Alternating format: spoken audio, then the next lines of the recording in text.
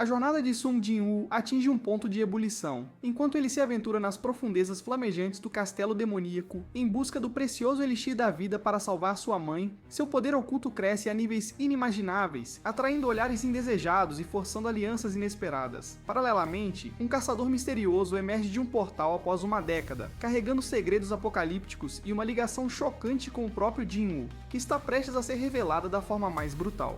Agora, cansado de se esconder nas sombras, Jin-woo decide reivindicar seu verdadeiro poder, uma escolha que o colocará na mira das maiores guildas e do próprio presidente da associação. Mas o maior choque pode não ser sua força recém-revelada, mas sim um nome sussurrado por um caçador vingativo, um nome que conecta o passado sombrio ao presente explosivo de Jin-woo. Prepare-se para uma reviravolta que mudará tudo. Após matar Kim no dia seguinte, Jin vai com Jin para outro portal, mas este fica totalmente chocado ao ver as sombras realizando todo o trabalho. Por causa disso, Jin pede desculpas por não ter contado antes e explica que todos aqueles cavaleiros fazem parte de uma de suas habilidades, mas é um tanto complexo fornecer mais detalhes sobre isso. Assim que as sombras terminam sua tarefa, Iron comemora com um grito, mas Jin-woo, com um estalar de dedos, faz com que elas se retirem de forma organizada para extrair os minerais. Quando isso acontece, Jin pede para que o deixe fazer alguma coisa, pois era o mínimo que podia fazer, e nesse exato momento, uma das sombras lhe entrega alguns cristais para que ele também possa colaborar, o que ele agradece. Em uma mudança de cena, vemos que alguns caçadores nos Estados Unidos foram atacados por um indivíduo desconhecido dentro de um portal.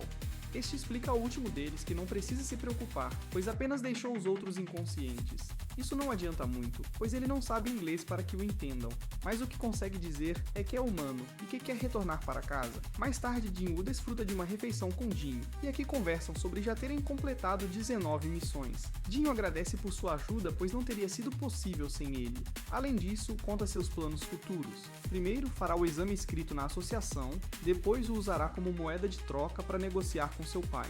Aí pergunta o que ele fará, ao que Jin responde que talvez não consiga contatá-lo por um tempo, pois precisa ir a um lugar. Assim que ouve isso, e estando um pouco embriagado, Jin deixa claro que, se o considera um incômodo, pode simplesmente dizer, e ele respeitará. Ele tem um irmão 10 anos mais velho, mas não gosta dele, e nunca passaram tempo juntos como irmãos. Por outro lado, ele salvou sua vida e atendeu ao seu pedido, e é por isso que desejaria que fosse realmente seu irmão. Passam alguns segundos de silêncio e assim que Jin lhe serve um pouco mais de cerveja, faz saber que, a partir de agora, ele é seu irmão mais novo. Isso deixa Jin imensamente feliz, chegando a agir de forma excessivamente amável de repente. Voltando ao sujeito desconhecido que surgiu nos Estados Unidos, este agora foi detido pela organização do país. Os responsáveis comentam que ainda não foi identificado, mas o indivíduo afirmou ser um caçador estrangeiro. Além disso, diz que ficou preso em um portal há 10 anos e não conseguiu sair. Depois, encontrou o portal que leva aos Estados Unidos. Outro dado a considerar é que ele não domina muito bem o inglês, então está pendente um interrogatório assistido por um intérprete, mas não se pode descartar que seja uma besta humanoide. Quanto ao que pretendem fazer com ele, solicitaram a ajuda de um caçador de ranks em Washington, Huan Dong-soo. Então, poderão prosseguir com a investigação assim que ele retornar ao país. Por último, este sujeito desconhecido disse que seu nome é Sunan Huan. Na manhã seguinte, Jin se prepara para sua viagem e avisa sua irmã que sairá por uma semana. Jin, ao saber que ele está saindo depois do trabalho, apenas supõe que é com uma garota, então quer saber mais sobre essa namorada que ele tem. Nosso protagonista, por sua vez, ignora suas acusações. Esclarece que sairá com um amigo e depois vai embora. Mais tarde, chega à entrada do Castelo Infernal e recorda que quando lutava contra Cérbero, seu nível estava por volta de 20, mas agora triplicou. Sem mais delongas, pega a chave para abrir o grande portão, acessando assim o portal especial que o conduz ao Castelo Infernal. Ao avançar pelo corredor, surge uma mensagem com as informações da missão. Nela está escrito que o Castelo do Inferno está repleto de demônios e ele deve coletar as almas desses seres, sendo requisito juntar 10.000 delas. Isso o pega de surpresa, mas sabe bem que veio aqui por outro propósito, que é o Elixir da Vida. Por essa razão, tanto faz se são 10.000 ou 100.000 almas, conseguirá todas e cada uma delas, sacando imediatamente sua adaga ao ter à sua frente alguns demônios para eliminar. Agora estamos com Jin, que tem uma reunião privada com seu pai, onde pede que lhe entregue a guilda após mostrar seu currículo e que está preparado. Seu pai estranha, já que conhece a proposta que fez ao irmão, mas Jin considera muito arriscado o que ele pensa em fazer, referindo-se a escolher um estranho para torná-lo o mestre da guilda. Nesse momento, seu pai menciona o nome de Sun Jin e conta que está ciente do incidente da masmorra dupla, da aniquilação da equipe de Hang Dong-Sul e do assassinato de prisioneiros pelo departamento de supervisão. Jin-Woo esteve envolvido nesses 3 incidentes e saiu ileso, e também participou de todas as missões que organizou. Além disso, ouviu dizer que foi ele quem salvou os caçadores no Portal Vermelho. Mas não só isso, a Guilda Tigre Branco planeja recrutá-lo. Após mencionar tudo isso, aceita entregar-lhe a guilda com uma única condição: que recrute Jin-Woo para que esteja na guilda com eles, algo que Jin aceita fazer. Depois de passar um bom tempo eliminando demônios, Jin-Woo recebe uma permissão de acesso para os andares superiores. Nesse momento, verifica que para poder usar essa permissão, precisa ir ao portal do primeiro andar, o que o fará ir para o segundo andar. Enquanto avança, vê que esta masmorra é enorme e que parece que meteram uma cidade inteira em um edifício para poder avançar com maior rapidez. O que ele faz é invocar um dos ursos de gelo, que era justamente o chefe deles. Ao subir nele, faz com que abra caminho entre os demônios a grande velocidade e, devido à sua força, decide dar-lhe o nome de Tan. Meu amigo não é muito criativo com nomes, na verdade. Agora estamos com Chen, que está desfrutando de uma piscina em uma academia privada, algo que os outros caçadores veem como incomum porque ela não costuma frequentar esses lugares. Ali, recorda uma conversa que teve com o chefe da guilda, Choi, a quem perguntou por que não tornou pública a informação das formigas que têm asas, e este responde que é por ordem da associação, pois dizem que revelar isso agora só causaria pânico, mas que ela não deve se preocupar com isso, já que agora é o momento de reunir forças. Assim poderão progredir e cumprir o dever que tem como a maior guilda nacional. Voltando a Jin-Woo, enquanto avança, pensa que quando obteve a chave, teve medo de que fosse uma masmorra de Rank S. No momento, esses demônios são pouco mais que Rank B. São muitos e ficam mais fortes conforme sobe os andares. Mas, focando em eliminar aquele que tem a permissão de cada andar, acelerou o percurso que tem que fazer. Embora, se o castelo do demônio imita a estrutura da torre original, chegará até o andar 100, então não sabe quão fortes serão quando chegar lá. Também não sabe se terá comida suficiente, lembrando também da promessa que fez a Dina, o que significa que isso é uma batalha contra o tempo. Por isso, continua derrotando mais e mais monstros, subindo os andares a grande velocidade, o que faz com que o número da coleta de almas cresça a um ritmo acelerado. Uma vez que completa esse requisito, chega ao ponto que o levará do andar 49 para o 50. E aqui é recebido por uma legião de cavaleiros demoníacos que tem atrás um chefe enorme. Sem perder tempo, faz sair suas sombras para estar preparado. E logo confirma que o nome deste demônio é Vulcano Vermelho, o Avarento, o Senhor dos Andares Inferiores.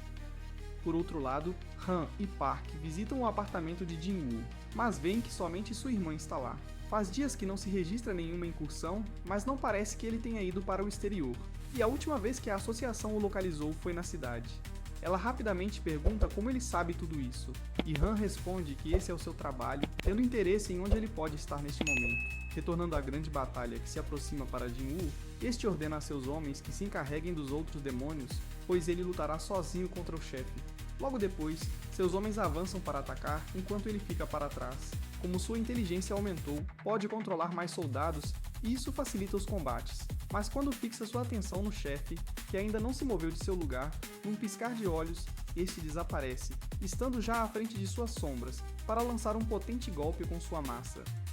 Em reação a isso, Jin-Woo chega até ele a grande velocidade para poder recebê-lo com um soco carregado, algo que o manda voando a uma grande distância. Isso ele não esperava de forma alguma, e supõe que seja graças ao aumento da força, mas assim que o chefe Vulcan se recompõe, solta um grito estremecedor que aumenta bastante suas estatísticas, o que foi o que Cerbero fez. Em seguida, começam a correr com bastante pressa em direção a Jin-Woo, que não tarda em impedir a Iron seu grande escudo, conseguindo assim bloquear o tremendo golpe que ele lança. Mas a partir daí, Vulcan desfere uma chuva de golpes sem parar. Assim que Jin-Woo consegue uma brecha entre seus ataques, lança o escudo em seu braço para detê-lo, e assim flanqueá-lo para poder contra-atacar. O que não esperava é que Vulcan reagiria a uma velocidade incrível, o que lhe permite surpreendê-lo com um ataque instantâneo. Nessa fração de segundo, a habilidade Mão do Governante sobe de nível e, agindo em conformidade, Jin-Woo a usa para poder desviar a trajetória da massa e assim conseguir esquivar-se. Estando a salvo, compreende que Vulcan foi capaz de prever o que ele ia fazer, então pensa melhor na estratégia que deve usar para derrotá-lo. Assim que se esquiva de um de seus ataques, o que faz é correr em uma direção, mas Vulcan avança em sua direção como uma máquina imparável. O que Jin-Woo planeja fazer é restringir seus movimentos e tem uma ideia ao ver um edifício desmoronado mais adiante. Quando chega a este, consegue evadir Vulcan para que ele colida contra o edifício, e quando se recupera do impacto, saca outra de suas adagas para atacá-lo de cima, de surpresa. Isso lhe permite cortar seu pescoço com sucesso, o que é suficiente para derrotá-lo. Como recompensa por isso, recebe o fragmento da Árvore do Mundo, sendo este um dos itens de que necessita. Mudamos drasticamente de lugar para ver Dong-Su finalmente interrogando Sung, agindo com alguma agressividade por estar de mau humor, especialmente porque ele não responde às suas perguntas. De repente, Sung pergunta o quanto a humanidade sabe sobre portais e monstros, pois essas coisas são apenas a ponta do iceberg. Isso despertou um poder que pode ressuscitar cataclismos, a pior calamidade possível, mas não pode dizer mais. Dong-Su, sem compreender nada do que ele fala, pergunta então qual é o seu ponto, ao que Sung responde que seu objetivo é eliminar essa calamidade e que seu grande número de caçadores não serve de nada contra esse poder, mesmo que reúnam o mundo todo. Ignorando o que ele diz, Dong-Su opina que ele tem coragem para usar um nome, apesar de ser um monstro, e que além disso diz ter esposa e 2 filhos. No momento de ver seu prontuário, levanta um sorriso malicioso para então perguntar como se chama seu filho. Sung responde que é Jin-Woo, mas imediatamente sente uma sede de sangue. Por sua parte, o que Dong-Su faz é dar-lhe uma notícia sem importância. Seu filho está morto, então se quiser cumprimentá-lo, terá que fazê-lo no além. Por sua parte, Jin-Woo continua avançando rapidamente ao derrotar sem problemas os chefes de andar. Inclusive nota que alguns dos demônios talvez sintam temor, mas não dá importância a isso. De repente nos mostram que o edifício inteiro onde interrogavam Zoom, que foi derrubado, acontece que em questão de segundos, Hang Dong-Su perdeu sem que pudesse fazer nada, o que claramente significa que Son escapou. A esta altura, Jin-Woo chegou ao andar 75 e como sua comida acabou, decide parar por aqui, mas pelo menos sabe que não irá embora de mãos vazias, pois obteve o brinco do gigante do andar 50 e o colar que o esqueleto-chefe que derrotou há pouco lhe deu. Separadamente, os objetos são bons, mas os efeitos do conjunto ao tê-los juntos são ainda melhores, e pela vantagem que oferecem, deduz que o último item do conjunto que falta vem de outro chefe. A esfera da avareza que também obteve não é ruim, embora não possa usá-la, mas por sorte pode ser transferida, e ele a dá aos outros magos, duplicando assim o poder de sua magia. Além disso, escolheu uma caixa de saque ao completar a missão e pensava que tinha perdido sua oportunidade, mas não foi o caso. Ao abri-la, o que recebe é uma chave, mas na janela de detalhes não obtém nenhuma informação sobre ela. A única coisa que diz é que a informação será revelada quando as condições forem cumpridas. Deixando esse assunto de lado, repassa o plano que tem desde que entrou no castelo do demônio. Vulcano, o Avarento, deu-lhe um fragmento da Árvore do Mundo, e no andar 75, Metus, guia de almas, deu-lhe a água da nascente da Floresta dos Espíritos. Tem 2 dos 3 ingredientes que precisa para o Elixir da Vida, então só falta um para poder salvar sua mãe. Tendo isso em mente, sabe que da próxima vez que voltar, o obterá sem falta. Ao sair do Castelo Infernal, Jin-Woo verifica que já obteve 2 materiais para elaborar o Elixir da Vida, portanto, agora só falta um: o sangue purificado do Rei Demônio. Para obter isso, deve estar completamente preparado e vê como um ponto positivo que seu nível aumentou significativamente após a viagem ao Castelo do Demônio. No entanto, oficialmente seu nível ainda é o de rank I, e embora precise subir de nível, não pode participar de missões de incursão de alto nível se permanecer assim. Por esta razão, decide acabar com esta farsa, propondo-se a fazer uma reavaliação de rank. No dia seguinte, visita a sede da associação para participar da reavaliação e Hun, membro da Tigre Branco, estava lá. Assim que percebe sua presença, faz uma ligação para Baek para informá-lo que Jin-Woo chegou, e este rapidamente se prepara para ir até lá. Enquanto isso, Jin-Woo espera um pouco até que o chamam para a sala do exame. A encarregada indica que ele deve colocar as mãos sobre o cristal negro, mas no momento de coletar os dados, o sistema sofre um erro. Poucos segundos depois, chega o diretor para ver o que acontece e ela lhe mostra essa falha que a máquina tem. Mas quando o diretor repete o processo e vê por si mesmo, mostra-se bastante surpreso, pois afinal não se trata de uma falha mecânica, mas sim que essa leitura indica a incapacidade de avaliar. Em outras palavras, o poder mágico de Jin-Woo excedeu o limite da máquina. E isso serve como prova de que finalmente apareceu o 10º neste país. Mais um caçador de rank ES. Nos arredores do edifício, Choi pergunta a Jin-Choo sobre como vai a investigação sobre as formigas voadoras. Este relata que já foi realizada uma autópsia, e o que fazem é comparar as estruturas internas e o poder mágico residual com espécimes anteriores para poder estimar os atuais. E este processo deve levar algum tempo para chegar a uma conclusão. Após ouvi-lo, Choi aborda o tema do Portal Vermelho, pois ficou sabendo que a Tigre Branco permitiu que um não-membro participasse da missão de incursão e inclusive permitiram que ele derrotasse o chefe da masmorra. É por isso que sente curiosidade sobre quem é essa pessoa, mas Jin-Choo esclarece que não conhece os detalhes, já que não esteve presente naquele dia. Nesse momento, conseguem ouvir um alvoroço no interior do edifício graças à audição desenvolvida que possuem, e Choi decide ver o que acontece, já que tem interesse. É aqui que Jin-Woo está na entrada e um escândalo se forma em relação a ele, já que a notícia de que é um caçador de rank S não demorou nada a se espalhar. O diretor indica que levará um pouco de tempo para lhe dar a identificação com seu novo rank, então, enquanto isso, ele tem que esperar.